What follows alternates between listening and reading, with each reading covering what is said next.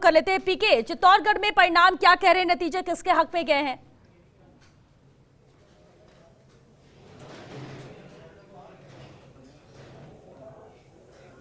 परिणामों को देखते हैं श्वेता। उससे पहले हम एक बार स्वतंत्र और निष्पक्ष चुनाव कराने की बात कही थी राज्य निर्वाचन आयोग ने, तो जिला निर्वाचन अधिकारी से बात करने की कोशिश करेंगे कि जिस तरह ये चुनाव हुआ पूरा, जो चौंकाने वाले परिणाम तो सामने जरूर आए, इसमें कोई शक नहीं है, लेकिन एक बार स्वतंत्र निष्पक्ष शांतिपूर्ण मतदान को लेकर के जिला निर्वाचन अधिकारी के शर्मा क्या कहते हैं। जिस तरह से आपने वादा किया था कि स्वतंत्र निष्पक्ष शांतिपूर्ण मतदान संपन्न कराए जाएंगे, किस प्रकार के परिणाम रहे, और जहां जब आज परिणाम जो सामने हुई, काउंटिंग शुरू हुई, काउंटिंग में कहीं कोई प्रॉब्लम? देखिए, चित्तौड़गढ़ में 11 पंचायत समितियों के 173 सदस्यों के चुनाव परिणाम घोषित किए जा चुके हैं और इसी तरह जिला परिषद के 25 सदस्यों के चुनाव परिणाम घोषित किए जा चुके हैं। किसी तरह की कोई बाधा नहीं आई है। शांतिपूर्ण चुनाव भी संपन्न करवाए हैं और शांतिपूर्ण ढंग से मतगणना कार्य संपन्न करवा करके परिणाम भी घोषित कर दिए गए हैं। श्वेता, परिणाम घोषित कर दिए गए हैं। अब बात करते हैं राजनीति की। जिस तरह चौंकाने वाले परिणाम सामने आए हैं, एक बड़ी अजीब सी स्थिति बन गई थी कि सहकारिता मंत्री उदयलाल आंजना के भाई जहां पंचायत समिति का चुनाव लड़ रहे थे, वहीं वो जिला परिषद से भी चुनाव लड़े थे, लेकिन पंचायत समिति में तो उन्होंने जीत दर्ज कर ली, जिला परिषद का चुनाव हार गए। बात जिला परिषद के परिणामों की करें तो जिला परिषद चित्तौड़गढ़ में 25 वार्ड थे, 25 वार्ड में से कांग्रेस को मात्र 4 सीटें मिली हैं, वहीं भाजपा ने 21 सीटों पर कब्जा किया है। पंचायत समिति की बात करें तो पंचायत समिति में चित्तौड़गढ़ जिले में कुल 11 पंचायत समिति थी। 11 पंचायत समिति में से जहां भाजपा को 9 पंचायत समितियों में बोर्ड बनाने में सफलता मिल सकती है, तो वहीं कांग्रेस को 2 पंचायत समितियों पर ही संतोष करना पड़ा है।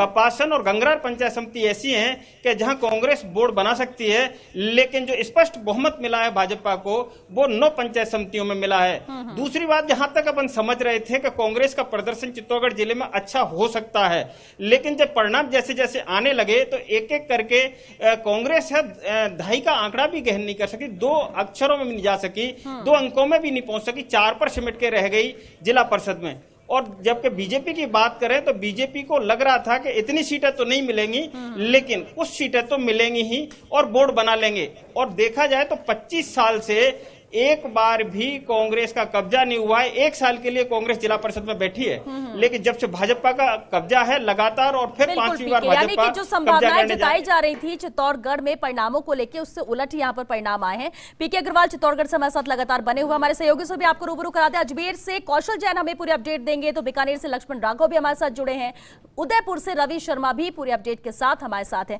चलिए, बीकानेर से लक्ष्मण राघव हमारे साथ है। लक्ष्मण का रुख करते हैं। लक्ष्मण, बीकानेर से बड़ी इंटरेस्टिंग आज तस्वीर आई जब परिणामों की हमने बात की कि एक ही परिवार के 3-3 सदस्यों ने जीत दर्ज की है। कैसे नतीजे रहे बीकानेर के ओवरऑल अब तक जो आए हैं?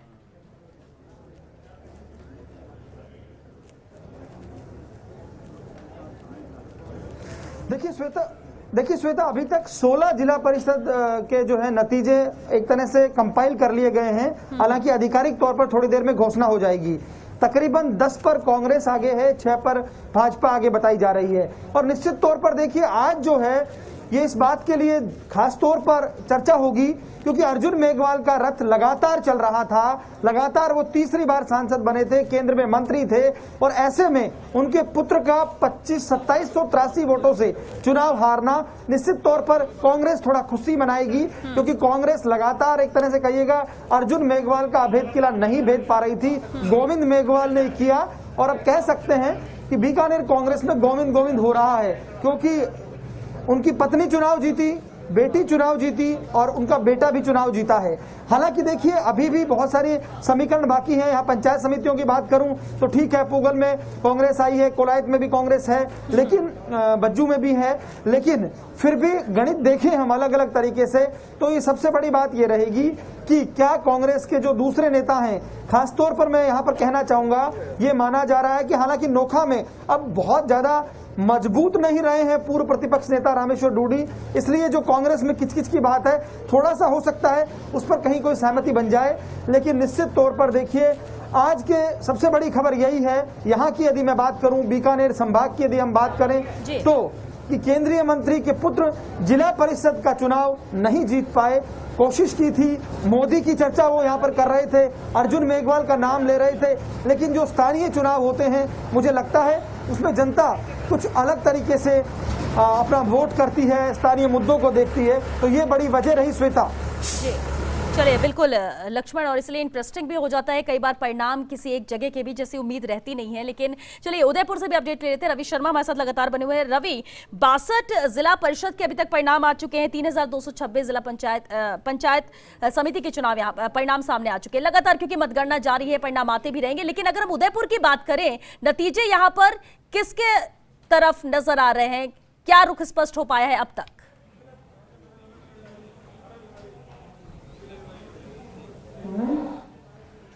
बिल्कुल, देखिए श्वेता, चूंकि कोई भी चुनाव है जिसकी मतगणना के बाद जब रिजल्ट्स आते हैं तो इंटरेस्टिंग होते हैं, इंटरेस्ट लगातार बना रहता है, और कमोवेश इसी तरह का माहौल उदयपुर जिले में भी है। उदयपुर में कुल 43 वार्डों में जिला परिषद के चुनाव हुए हैं, और जिनमें से तकरीबन 20 से 21 जो सीटें हैं उन पर जो रिजल्ट्स हैं वो डिक्लेयर कर दी गए हैं।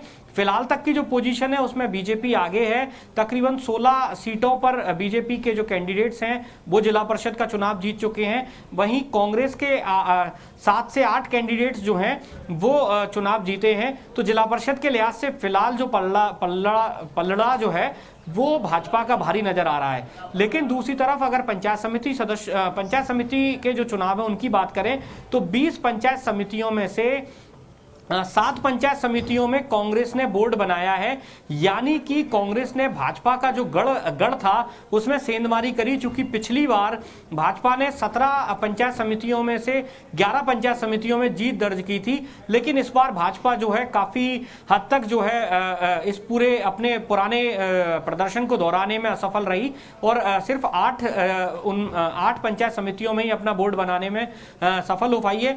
हालांकि अभी जो है कुल 43 जिला परिषद के वार्ड हैं, तो ऐसे में अभी सीधे तौर पर तो नहीं कहा जा सकता, लेकिन संभावित जो परिणाम नजर आ रहे हैं अभी, जो कि डिक्लेयर अभी कुछ और राउंड्स की जिनमें काउंटिंग बाकी है, लेकिन संभव है कि भाजपा के लिए ये थोड़ा सा आशाजनक होने वाला है और भाजपा के लिहाज से थोड़ा सा सकारात्मक होने वाला है। एक और बड़ी बात श्वेता, अगर उदयपुर जिले की बात करें तो कांग्रेस के लिहाज से इसलिए खास हो जाता है कि यहाँ पर 3 जो पूर्व विधायक रहे हैं, बसंती मीणा जो हैं वो चुनाव लड़ी थी सराड़ा से, और उन्होंने पंचायत समिति सदस्य का चुनाव जीता है और प्रधान की दावेदार हैं। इसके अलावा पुष्कर डांगी जो पूर्व विधायक है कांग्रेस के, वो मावली से चुनाव लड़े थे और वो वहां पर प्रधान के दावेदार हैं। और वहीं गिरवा जो पंचायत समिति है वहां से सज्जन कटारा जो है पूर्व विधायक कांग्रेस की, उन्होंने चुनाव लड़ा था और वो भी वहां पर प्रधान की दावेदार हैं। तो कहीं ना कहीं कांग्रेस के जो पूर्व विधायक हैं उन्होंने पंचायत समितियों में अपना जौहर दिखाया है, अपना दम दिखाया है, और अब प्रधान बनने के लिए वो बड़ी दावेदारी के साथ सामने आए हैं। तो कहीं ना कहीं कांग्रेस के जो एक उनकी जो लंबे अरसे से एक रिक्तता थी वो इन जो लीडर्स हैं उनको मिलने वाली है पंचायत समिति के चुनावों में जीत के साथ। तो कहीं ना कहीं कांग्रेस जो है ग्राउंड लेवल पर अपने आप को मजबूत करने की कोशिश जरूर करेगी। साथ ही भाजपा जो है उसमें, और उसके जो रणनीतिकार है भाजपा के, उनमें अभी मंथन और चिंतन का दौर होगा। हालांकि जिला परिषद का चुनाव, माफ कीजिएगा, जिला परिषद का जब रिजल्ट्स कंप्लीट हो जाएगा तो उसके बाद स्थिति स्पष्ट होगी। लेकिन फिर भी भाजपा का जो खेमा है वो पंचायत समिति के जो रिजल्ट्स हैं उनके लिहाज से जरूर मंथन कर रहा है कि आखिर कहां कमी रही और क्यों ऐसा हुआ कि उनका जो पुराना परिणाम था, पिछला जो परिणाम था, उसको भी वो दोहरा नहीं पाए। बिल्कुल रवि, और ये अलग अलग क्षेत्र, अलग अलग जगह पर निर्भर करता है कि कहां पर कौन आगे चल रहा है। लेकिन अगर हम ओवरऑल देखें तो पंचायत समिति की बात करें, जिला परिषद की, जहां तक अब तक परिणाम आए हैं उसमें बीजेपी ही आगे नजर आ रही है ओवरऑल टोटल अगर हम नंबर्स को देखें तो। लेकिन अलग अलग जगह पर बिल्कुल कई जगह पर परिणाम जो संभावना थी उससे उलट नजर आ रहे हैं, और क्योंकि अभी मतगणना जारी है तो परिणाम बदलते हुए नजर आएंगे। अब कौन सा किसके पक्ष में जाता है ये तो कुछ देर बाद तस्वीर साफ भी हो जाएगी। चलिए अजमेर से कौशल जैन भी हमारे साथ जुड़ चुके हैं। कौशल, अजमेर में परिणाम, क्योंकि मतगणना जारी है, वहां पर परिणाम किसके पक्ष में आते हुए नजर आए हैं? अब तक की मतगणना को देखें, अब तक के परिणाम जो आ चुके हैं उनकी बात करें तो।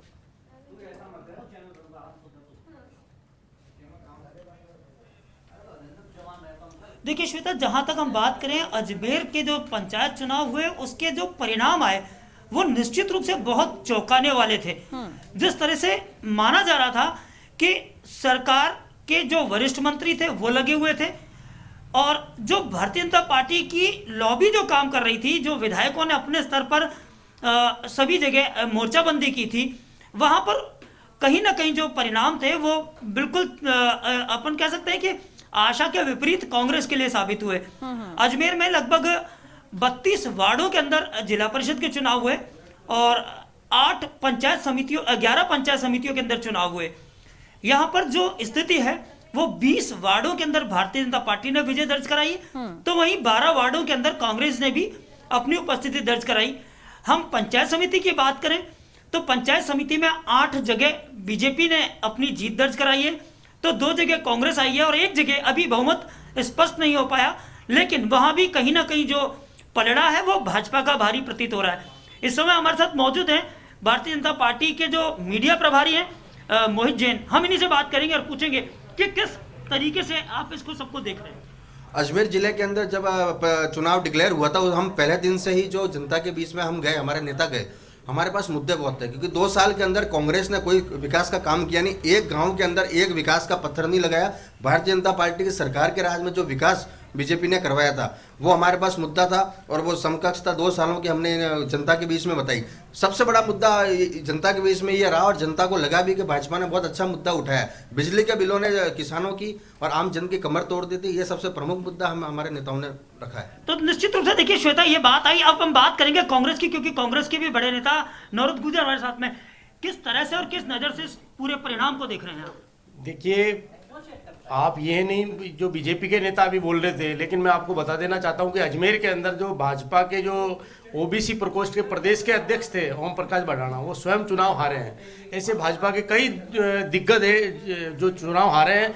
जिस तरह की इनकी किसानों की नीतियां रही है और जो आज आपने देखा किसानों के ने भारत बंद किया था, उसके समर्थन में अजमेर में भी काफ़ी बंद रहा था। लेकिन हमारे जो जिला परिषद के चुनावों के अंदर लोकल समीकरण होते हैं और पंचायत समिति सदस्यों के अंदर भी आपने जैसा बताया कि कुछ जगह परिणाम हमारी जो आशाजनक नहीं रहे, उसके बारे में हमारे पार्टी के जो बड़े लोग हैं वो उसकी समीक्षा करेंगे कि कहीं ना कहीं संगठन जो था इन चुनावों के अंदर नहीं दिखाई दिया, उसको लेके क्या कहेंगे? बिल्कुल, देखिए, निश्चित तौर पे जो हमारे संगठन के बड़े नेता है, जिन लोगों के हाथ में ये कमान थी, उन लोगों को जरूर इस बारे में वो चिंतन मनन करेंगे। उसके बारे में मैं अधिकृत रूप से नहीं कह सकता कि जो भी क्या कमी रही उनकी समीक्षा करेंगे। और लेकिन ये जरूर मैं बता देना चाहता हूँ कि भारतीय जनता पार्टी के भी बड़े बड़े नेता चुनाव हारे हैं, इसलिए ये भाजपा के लिए भी कोई खुश होने की जरूरत नहीं है, क्योंकि खुद प्रदेश अध्यक्ष जो भारतीय जनता पार्टी के ओबीसी मोर्चा के थे वो खुद चुनाव हारे हैं। तो देखिए, निश्चित रूप से श्वेता, कहीं ना कहीं ये बात आ रही है, अभी भी जो आरोप प्रत्यारोप है उनके दौर जारी है, क्योंकि देखिए ये सब कुछ होना है क्योंकि ये राजनीतिक दल है। लेकिन कहीं ना कहीं जो परिणाम आए हैं वो जरूर सोचनीय है। कहीं ना कहीं इनके ऊपर मंथन किया जाना जरूरी है और कहीं ना कहीं इनको इस विषय को लेकर दोनों ही जो दल है उनको सोचना पड़ेगा। हालांकि अजमेर की हम बात करें तो जो कांग्रेस का संगठन था वो एक तरह से निष्क्रिय दिखाई दिया, क्योंकि जो भी मेहनत की वो प्रदेश के चिकित्सा मंत्री रघु शर्मा ने अपने क्षेत्र के अंदर की और उसी का परिणाम रहा कि अजमेर के अंदर जो स्थिति है, जो सिनेरियो सामने आया, वो उनकी मेहनत के ऊपर ही आधार पर रहा।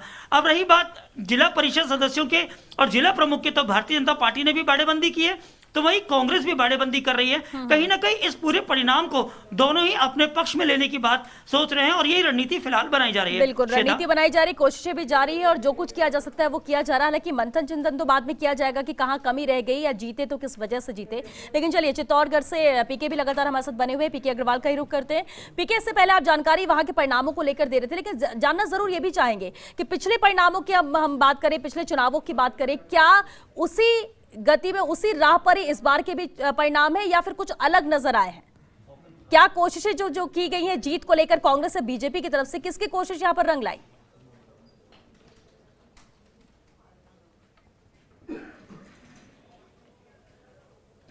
श्वेता, ये पूरे परिणाम जब सामने आए हैं तो यहाँ सबसे बड़ी बात हमें सामने देखने को मिल रही है कि कांग्रेस लगता है कहीं मिथक के बहाने चुनाव लड़ रही थी। जैसे चित्तौड़गढ़ जिले में एक मिथक बना हुआ था कि चित्तौड़गढ़ विधानसभा में जो विधायक जीतता है एक बार, वो दोबारा चुनाव नहीं जीत पाता है, तो वो मिथक इस बार टूटा। जिस तरह से अपन देखते हैं कि सहकारिता मंत्री उदयलाल आंजना का वर्चस्व नजर आएगा, लेकिन कहीं न कहीं ये भी नजर आता है कि इस बार कांग्रेस के लिए कोरोना काल ज्यादा घातक साबित हुआ। जिस प्रकार से यहाँ पर्यवेक्षक बनाए गए थे कांग्रेस के धर्मेंद्र राठौड़, जो खास थे गहलोत साहब के, उनको यह पर्यवेक्षक बनाया गया। उन्होंने पहली और दूसरी मीटिंग में ही पूरी कांग्रेस को एक जाजम पे लाके खड़ा कर दिया। टिकट वितरण भी हो गया, लेकिन टिकट वितरण में जिस तरह से जिम्मेदारी स्थानीय नेताओं को दी गई थी कि विधायक अपने क्षेत्र में टिकट बांटेंगे, जिस तरह से मंत्री के कंधों पर जिम्मेदारी थी पूरे जिले की, चित्तौड़गढ़ जिले, प्रतापगढ़ जिले की, लेकिन चित्तौड़गढ़ में जिस तरह से मंत्री उदयलाल आंजना को कोरोना होता है, और बड़ी बात यह हो जाती है कि मंत्री उदयलाल आंजना जिला परिषद से अपने भाई को मनोहर आंजना को चुनाव लड़ाते हैं और साथ ही वो पंचायत समिति का भी एक नामांकन दर्ज करा देते हैं। तो दो जगह से मंत्री के भाई का चुनाव लड़ना कहीं ना कहीं कांग्रेस में ऐसा लगता है कि अंदर खाने कलह पैदा कर गया। दूसरी बात करते हैं बेगू विधायक राजेंद्र सिंह बिदूड़ी की। राजेंद्र सिंह बिदूड़ी ने जिस तरह से दो प्रत्याशी बाहर से लाकर के चुनाव लड़ाए, पंचायत समिति में जिस तरह से करौली जिले से लाकर के एक प्रत्याशी को खड़ा किया गया, तो वहीं एक प्रत्याशी उत्तर प्रदेश से आकर के हरियाणा से यहां चुनाव लड़े। तो ये सारी चीजें कहीं न कहीं मतदाताओं को लगता है कि घर कर गई कि आखिर ये हो क्या रहा है। दूसरी तरफ देखा जाए तो कांग्रेस पूरे चुनाव के दौरान कहीं एक जाजम पर नजर नहीं आई धर्मेंद्र राठौड़ के जाने के बाद। तो दूसरी ओर वहीं भाजपा थी, वो एक जाजम पर नजर आ रही थी। भाजपा समय समय पर मीटिंग कर रही थी। चुनाव में जिस प्रकार से मीटिंगों का दौर हो, प्रचार का दौर हो, कांग्रेस ने इस बार जितनी कमियां रखी वो सारी कमियां भाजपा ने पूरी की और परिणाम भी आज सामने हैं। परिणाम जिस तरह से चौंकाने वाले सामने आए हैं, तो कांग्रेस को कहीं भी 1% उम्मीद नहीं थी कि ये बुरी स्थिति होने वाली है, लेकिन भाजपा को उम्मीद भी नहीं थी कि इतना ज्यादा फायदा होगा। जिस प्रकार से चौथी बार, पांचवी बार जिस प्रकार से भाजपा एंट्री मारने वाली थी जिला परिषद में, ये तो तय है, लेकिन इतने भारी अंतर से एंट्री मारेगी ये शायद नहीं सोचा। वहीं पंचायत समितियों की बात करें तो पंचायत समितियों में कांग्रेस को बड़ा नुकसान हुआ है। जिस तरह से देखा जाए तो कपासन और गंगरार, दो पंचायत समितियों को छोड़ दें तो कांग्रेस के पास कहीं भी बोर्ड बनाने तक के लिए मेंबर नहीं है। बड़ी सादरी में प्रकाश चौधरी ने जिस प्रकार से अपने पुत्र को प्रधान बनाने के लिए चुनाव लड़ाया था, पूर्व विधायक हैं प्रकाश चौधरी, उन्होंने अपने पुत्र को प्रधान बनाने के लिए चुनाव लड़ाया, लेकिन वहां कांग्रेस बोर्ड बनाने की स्थिति में नहीं है, वह भाजपा बोर्ड बनाएगी।